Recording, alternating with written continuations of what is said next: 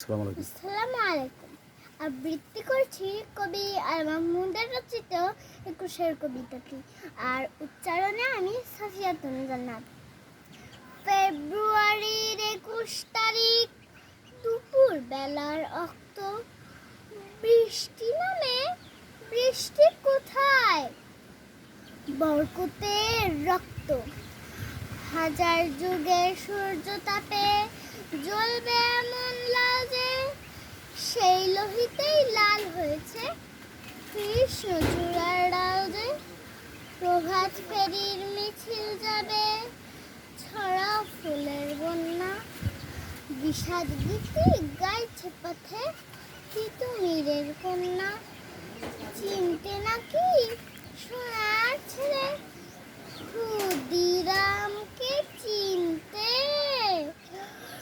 রুদ্ধশ্বাসে প্রাণ দিল যে মুক্ত বাতাস কিনতে।